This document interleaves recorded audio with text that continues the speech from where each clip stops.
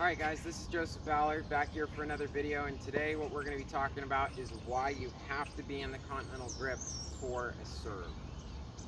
So the reason that you have to be in the Continental grip or the second notch of our racket on our serve is because that's the piece of the pie that's going to unlock all the potential of your serve.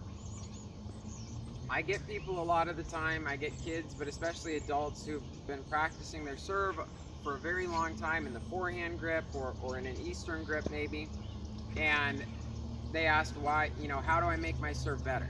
How do I make my serve better? How do I use my legs more? How do I make my serve better? And it's a simple answer.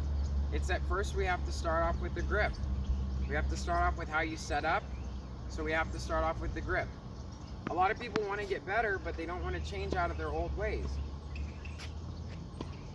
There's not like something magical that we can do to improve your forehand grip serve. I mean, we might be able to make it a little bit harder.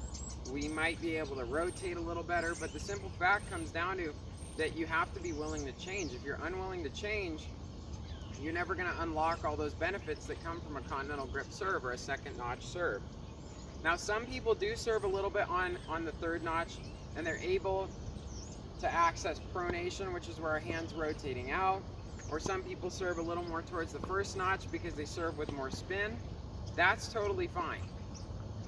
The issue is when people are opening their strings early and they're not actually going through a real service motion with a racket drop and the proper rotation and acceleration.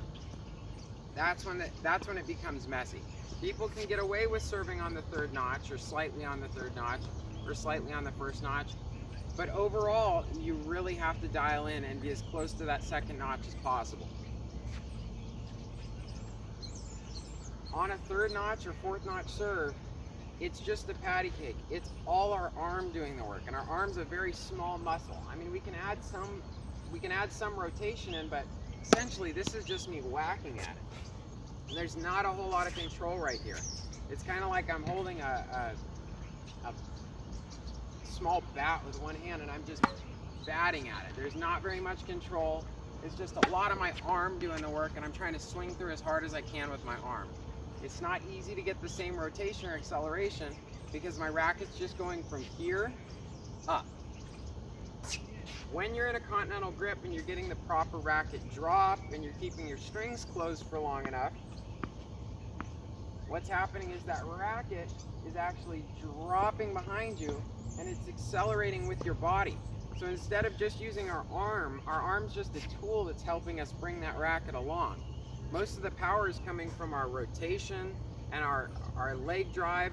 Our leg drive is probably less power, but most of the power is coming from our rotation and that nice timing that we have on our serve, rather than just our arm trying to beam that ball across. So really the first step to improving your serve is being willing to change to that Continental grip and being willing to really work on that until you start to understand it more. And take a look at the last video that I put out, because that's going to walk you through a couple of easy steps once you're working in the Continental grip that are going to improve your serve like crazy.